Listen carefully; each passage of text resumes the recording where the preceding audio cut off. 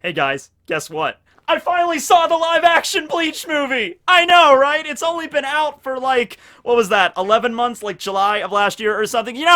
I truly believe in order to appreciate a movie for what it is to be in the future generations, you have to wait exactly 11 months to watch it from its theatrical run. That's why I lied about seeing Endgame, guys. I know I was all gushing about Endgame and everything. I didn't see it. I'm sorry. I am waiting until next March to watch Endgame, probably when it will still be in theaters, because it is just that I really want to appreciate it on that next level. Oh man. Okay, yeah, so the story with this is that the Bleach live action film was released last year in July, and then I think it came to Netflix that September, and that's when most people saw it. That was like when most people were telling me, it's on Netflix, you need to check it out. I never had Netflix. In fact, I just got Netflix like a few weeks ago, and because I was finally I was basically like, man, I have not watched a new show that wasn't an anime in like over a year.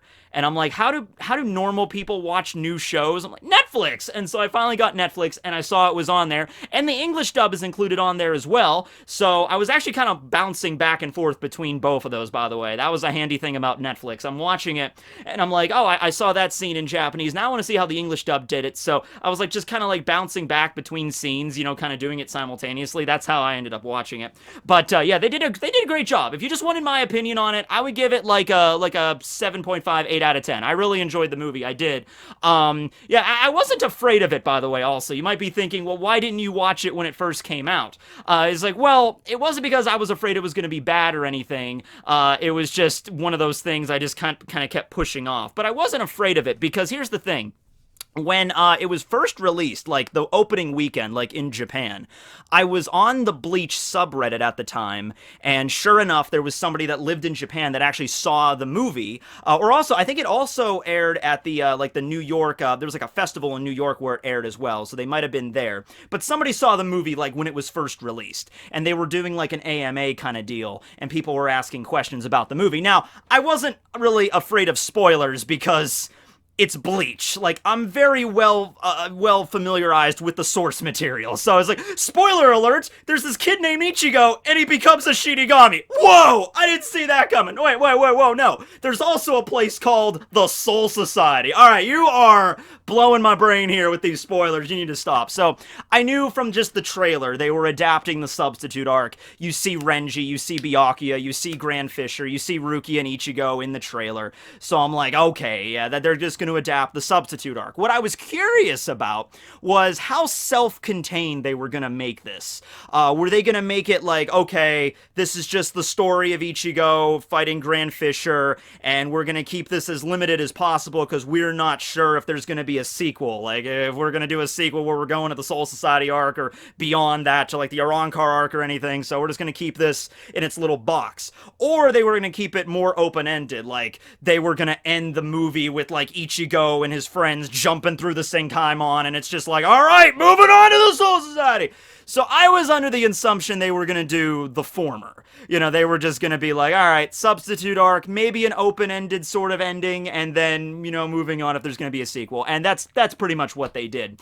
Because Renji and Byakuya are included in the movie, there are references to the Soul Society. You even see the Soul Society at one point. Now, I have to mention that this brief moment right here is actually one of my favorite parts of the movie where we get to see the Soul Society just in live action. Well, CG. But yeah, I like the design of it. It's at nighttime. It's really creepy. The Soul Society is really painted in sort of like a darker light in this movie than what we know of. And you know what? You might say that's a little bit jarring, but if you actually go back and read Bleach, like if you were reading Bleach just from the substitute arc from the beginning, the Soul Society really did kind of have like a vague sort of darkness to it, where it was just this place where all the shinigami come from, but at the same time it's like, oh, they have these rules that you have to follow, and then they send Byakuya and Renji after Ruki and everything. And keep in mind, like, Kubo, at the very beginning of Bleach, he didn't even plan out, like, the captains and anything yet, alright? So the Soul Society really was just this nebulous place where Rukia comes from, right? So we didn't really know much about it.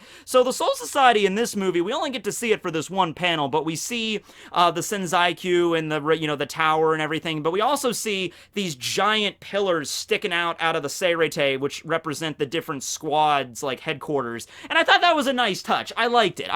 That one little minor scene scene, but it was cool to see the Soul Society in that kind of grand scope, you know? It was just something you don't get to see. But as for the rest of the movie, okay, so pretty much what it is the Grand Fisher arc takes kind of prominence here. Uryu and Renji and Byakuya and all that stuff is crammed in there. No Kon, however. Kon got kicked out of this movie. There's a few other, like, random things they pick out from the Substitute arc, like Ichigo's fight with Fishbone D. Obviously, that's where he gets his Shinigami powers. Ichigo's fight with Hexapotus, that giant centipede spider hollow that attacks that kid in the second chapter. That's in there. The Shrieker arc is removed. There's a problem with that, though, and it extends to Ichigo's friends. So Orihime and Chad are in the movie. They don't really end up doing much of anything.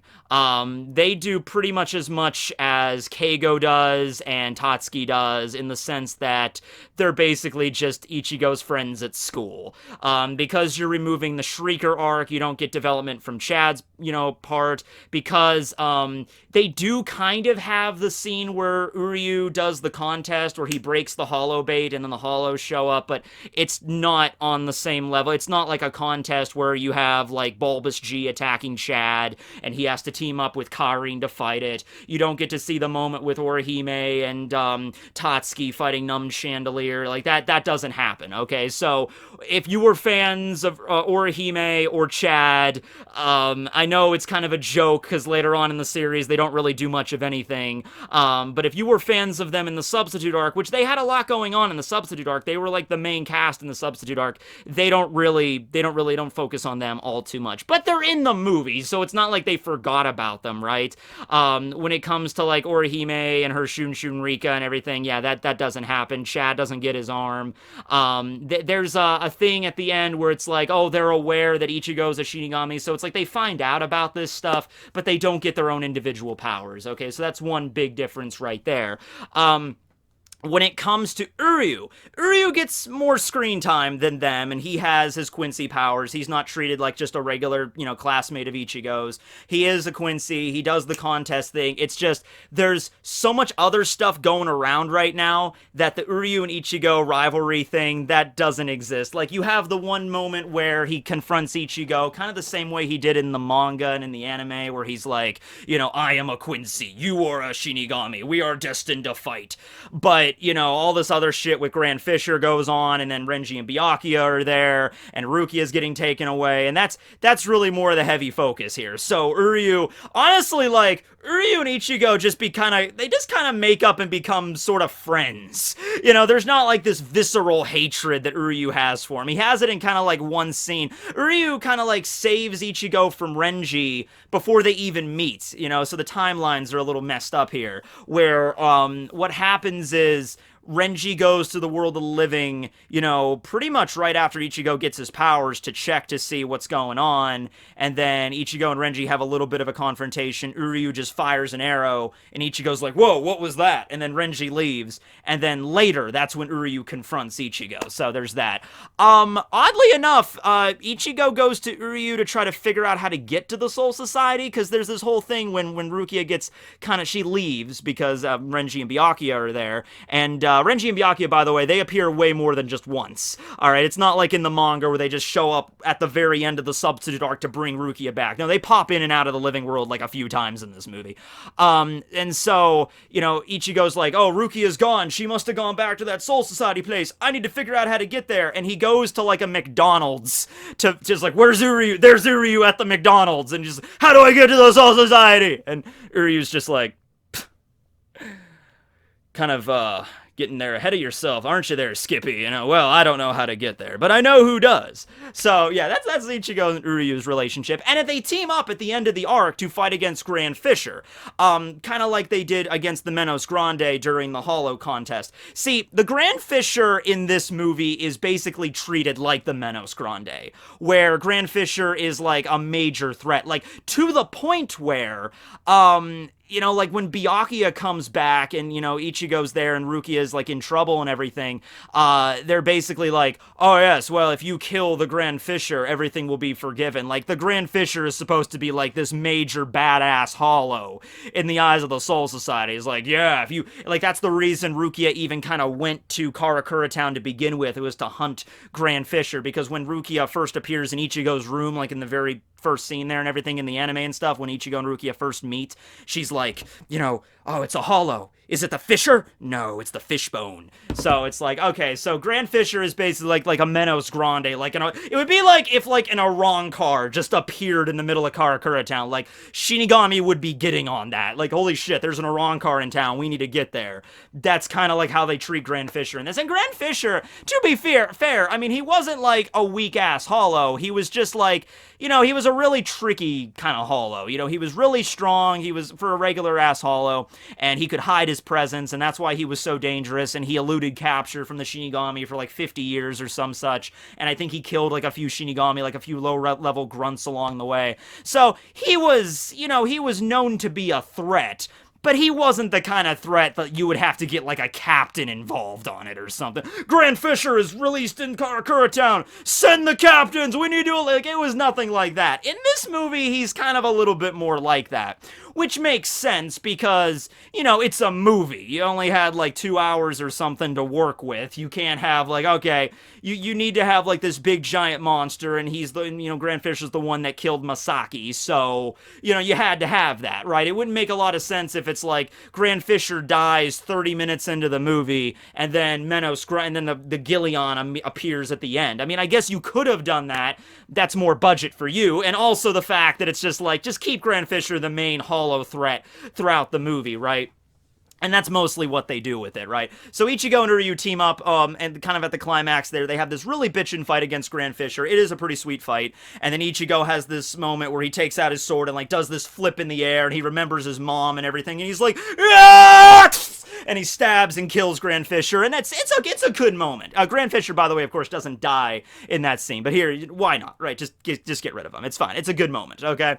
And then after that, we still have, like, another, like, 20 minutes of movie left, and that's when Renji and Byakuya are fighting against Ichigo, and Rukia's there and everything, and Ichigo and Renji have a pretty badass fight there, and he uses Zabimaru, and it's twisting around, and that's cool. And then, of course, you have Ichigo versus Byakuya, which ends about as well as it does in the manga, where Byakuya just is so freaking fast, just dodges Ichigo, blocks his attack. He kind of just like, he does kind of like an Aizen move, where Aizen sort of like, blocked Tensa Zangetsu with just like a finger, he just pinches it. Byakuya kind of does the same deal with his giant sword, and then he just cuts him down, and then Ichigo actually, he loses his power at the end of the movie. Same kind of deal he does at the end of the substitute arc, but Rukia ends up getting it back. Rukia takes back the power.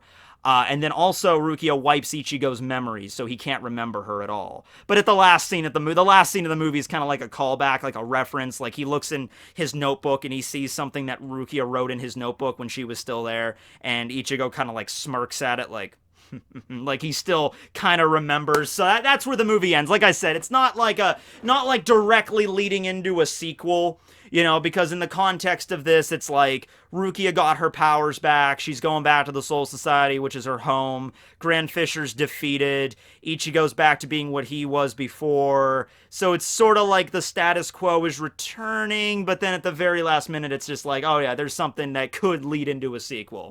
Like, there's that. So that's probably the best way in terms of like the way the plot is structured. You could have like formatted the substitute arc into a 2-hour something movie. So when I say there is no Shrieker, there is no like numb chandelier, there is no cone, it's not a complaint. It's just like they had to cut some stuff out of it. It's like you can make this a movie focused around Ichigo as the principal protagonist and have his character arc, or you could break it up into all these different characters going around fighting all these different battles and having all these different, backstories and everything. Like, they could have done that, but it would be a little bit more cluttered, if they would have done that.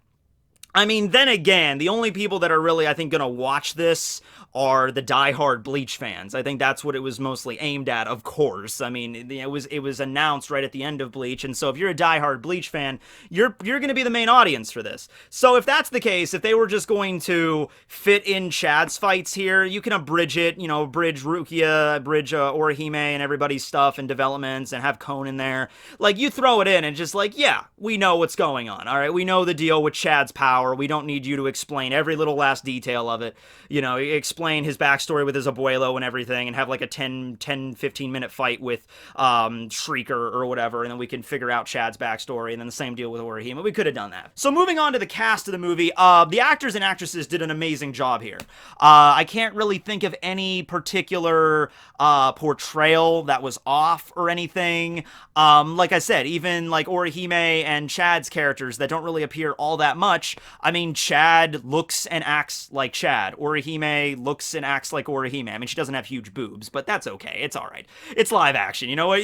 You can't properly encapsulate boobs as wonderfully as Orihime's in live action. That's just one of the downsides of transitioning from anime to live action. But it's fine. It's all right. They act like they're characters. Keigo's character is hilarious, just like Keigo. Tatsuki's in there too somewhere. I don't think she shows up out that much. Ishin acts like Ishin. It's great. There's really no, by the way, there's no like hints to things like future on in the manga. Like, I was hoping they would maybe have like a hint or two of that, like, like Masaki's fighting Grand Fisher at the beginning of the movie when she dies. Like, is there gonna be a hint that she's a Quincy? No. Is there a hint like Ishin's gonna show up and like in his like we see Ishin in his Shinigami app? No. Yuzu and Karin are okay. Yuzu and Karin are the ones that are they don't show up very often, but they're a little bit weird, okay? Because they're basically, every time you see them, they're always sitting at the dinner table together.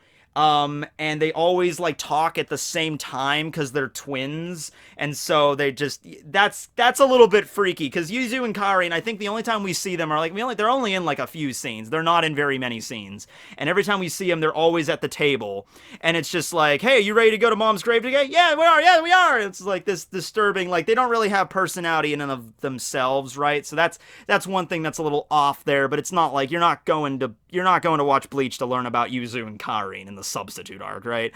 So Sota Fukushi was the actor that played Ichigo. I think I got that right. Yes, and then Hana Suki Sake, who played Rukia. They did a great job. So Rukia, I'm looking at her, and it's like, at first I wasn't feeling it, but as the movie progressed, I'm like, oh yeah, she got her personality down. And I also like the little touch where they had like the little bang of hair there in front of her, so that was also pretty cool. So she acted very much like Rukia. Ichigo acts very much like Ichigo. They have the English dub of it, so I don't know if that came out in September. I think that came out a little bit later. A few months later, they did the English dub and they added that to Netflix.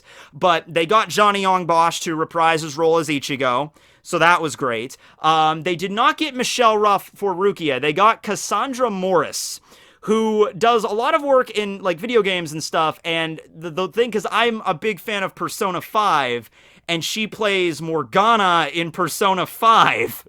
So I'm sitting there listening to the English dub of this, and I could tell right away it wasn't Michelle Ruff that was voicing Rukia. And I'm sitting there and I'm like, I've heard this voice. Is that freaking Morgana from Persona 5? You know what? I'm fine with that. I'm actually okay with that. It works. I can't explain to you. Maybe it didn't work for you, but it worked. I don't know, like Rukia with Morgana's voice from Persona 5. It's just like, you know what? I'll roll with it. Okay, so that was pretty good there. They got Derek Prince to reprise Uryu's voice, so that's good because Derek has such a unique voice. Like, whenever he, does a character, like, that character and his voice are, like, just fused in my mind. Like, I cannot hear Uryu's voice and not it be Derek Prince's voice. Like, it has to be that. If it was any other actor, it would be really off. Same thing with Johnny and Ichigo. It's just like they've become the characters over the years. So, thankfully, they got Derek back to do Uryu's voice, so that's good.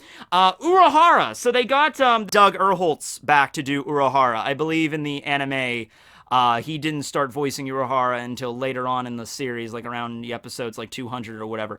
But he does the Urahara voice, so that's good. Now, Urahara, he does appear in this movie, I think just twice.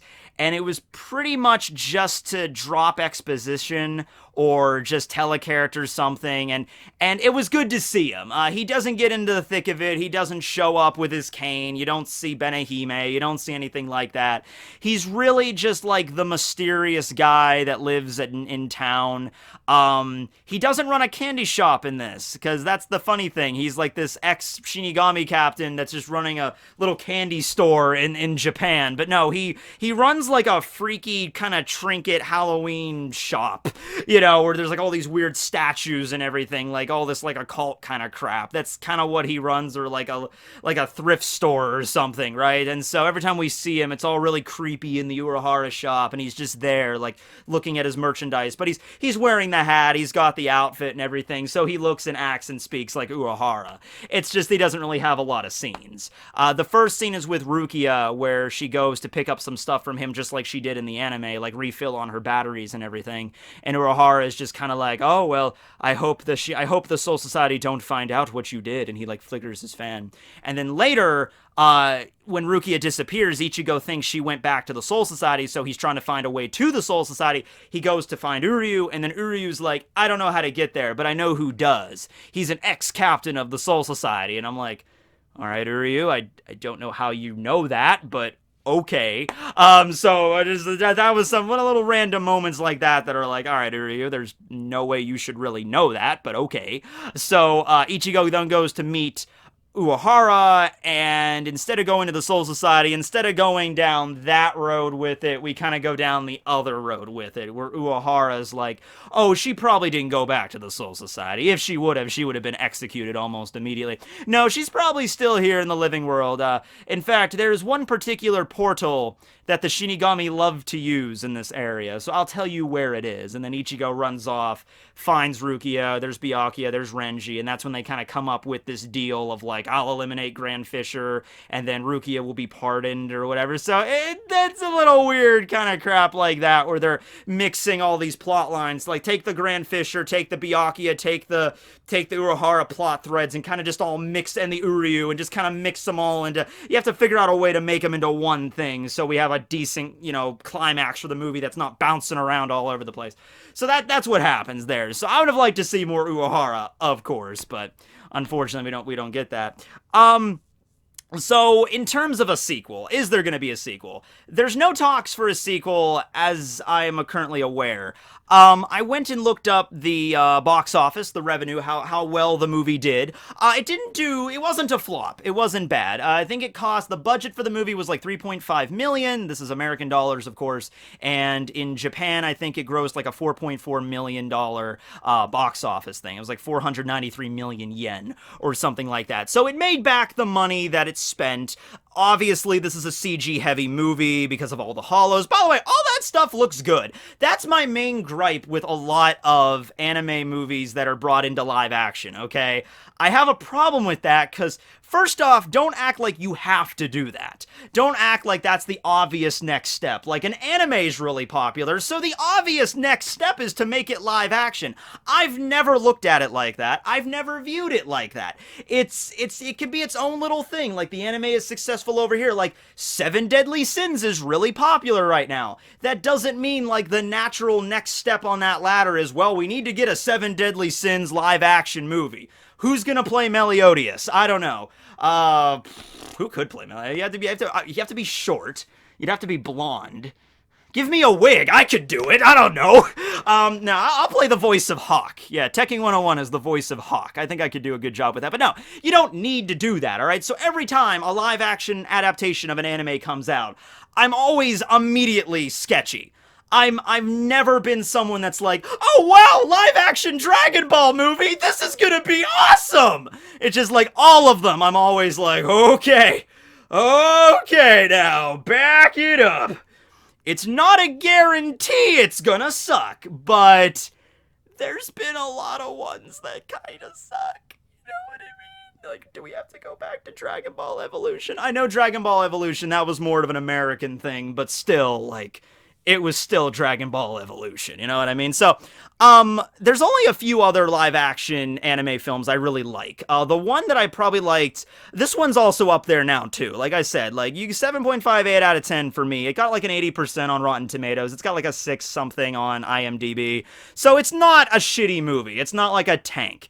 All right, so don't worry about it. If you haven't seen it yet, if you're like me and it's like a year later and you haven't seen the movie, don't worry. You're not going to be you're not going to be disappointed in it or anything. Like, oh no, they completely ruined Bleach. No, it's Bleach. It's a Bleach movie. All right, so don't even worry about that. But yeah, the other one that I really liked was the first Death Note live action movie. Not the Netflix one. Not the Netflix one that came out a few years ago. The original live action Death Note in 2006, I believe it was. That one grossed 30 million at the box office, American. The Gantz movies were okay. Like, they weren't, like, I didn't like them as much as Death Note or this Bleach one, but the Gantz movies were okay. The Gantz movies were weird because they released two of them, but it wasn't like a sequel. Like, it was, but it wasn't. Like, it was more like two parts of the same movie because they released like both of them at the same year. Like, the first part of the Gantz movie came out in like January and the next part came out in like April of the same year. Like, they were filmed simultaneously, just released as two separate films, like 3 months apart. So their budget and I mean their box office is like clumped together at around 68 million American. So that you have to split that between two movies there. So that's around 30 something each movie. Dragon Ball Evolution, like I said, that was more of an American adventure there, but that was 58 million. So compared to those other live action anime movies, compared to how much Bleach made, 4.4 at the box office, I'm going to just say that I don't think it's going to get a sequel. I don't. There really hasn't been talks of it or anything. They made a good film. And, you know, the CG, like I said about the hollows, I was going to go on about that. Like, the hollows don't look fake. They look like hollows. They do a really good job, actually, with Grand Fisher. He's got, like, the hair and everything coming off of him. You know, it's a good CG effect. You know, we've all seen shitty live-action films and seen the CG, right? We've all seen that. We saw how bad it could get. Yeah, don't worry. This movie's not the bad as it can get. No. Even something like Uryu's bow. Uryu takes off his little Quincy cross thing and he splits it, and this little energy laser is like, you know, like between the two parts, and he like pulls it out and the bow kind of just manifests. That looked really good. Of course, Ichigo's not busting out like Getsuga Tensho's, and he's not going Bankai and flash stepping everywhere. He's just got a giant sword. The sword looks good. Rukia uses the Bakudo #1 Sai at the beginning of the movie, and it's like a bunch of little threads binding Ichigo. That looked pretty cool. Yeah, so when CG is used like that, it's fine. It's just like, you know, in a lot of live action films when they don't really have the budget for it, but they go ahead with it anyway, that's when it gets a little bit jarring, you know.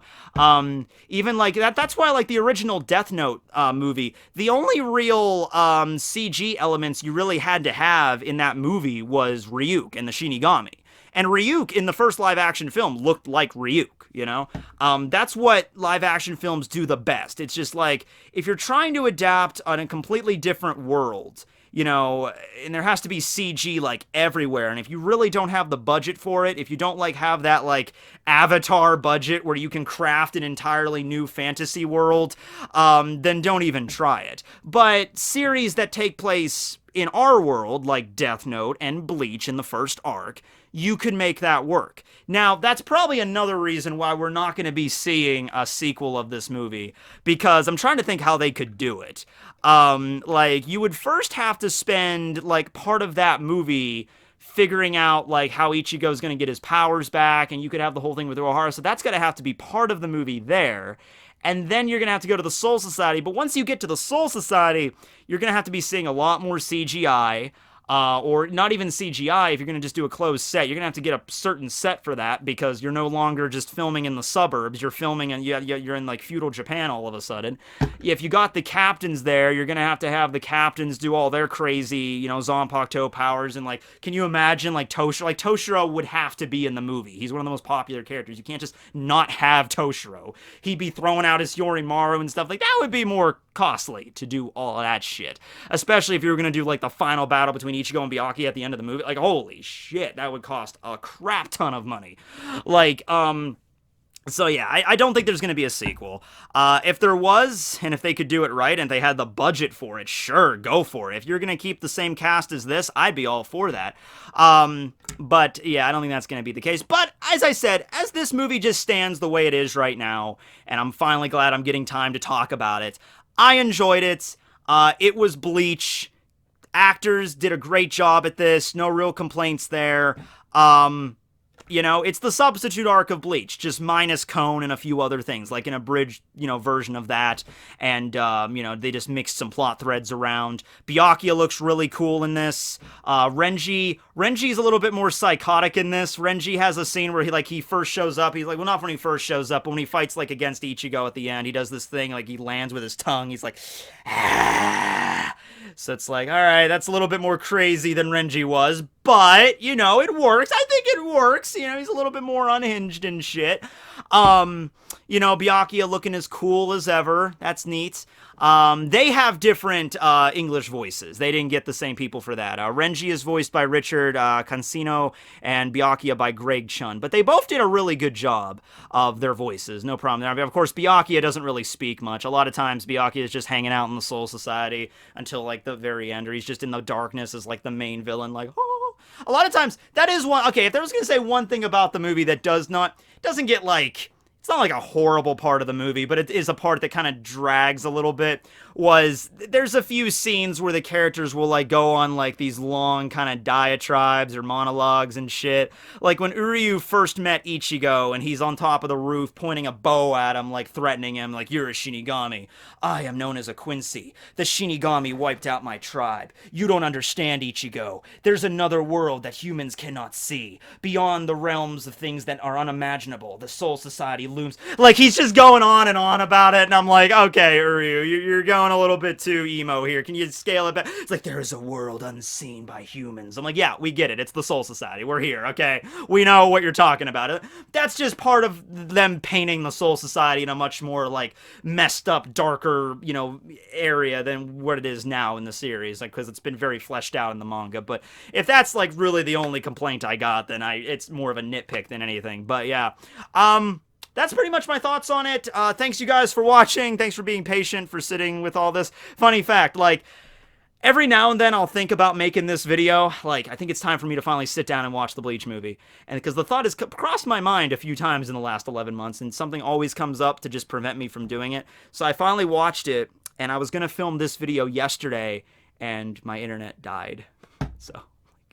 And it died for 15 hours. I'm like, of course, there was a cable that got, shredded. And I'm like, ah. So we just got that fixed. It's man, the universe really does not want me to upload this, does it? But whatever. That's the movie. Thanks for watching. Check it out if you haven't. It's on Netflix, which is a great source, by the way, of other shows. I'm watching some Lucifer. I'm watching some Chilling Adventures of Sabrina. My mom even was watching something the other day that sounded interesting. It was a show about... Oh, man, I forget the name of the show, but it was about a bunch of kids that were on a field trip, and they come back to their town, and there's, nobody in the town, they're the only people there. It's a Twilight Zone-y kind of feel to it. She was watching that. She said it was pretty good, so, yeah, Netflix is good. Get Netflix. Tekking101 supports Netflix. Okay. Have a great day, everybody. This will be Tekking signing out. Later.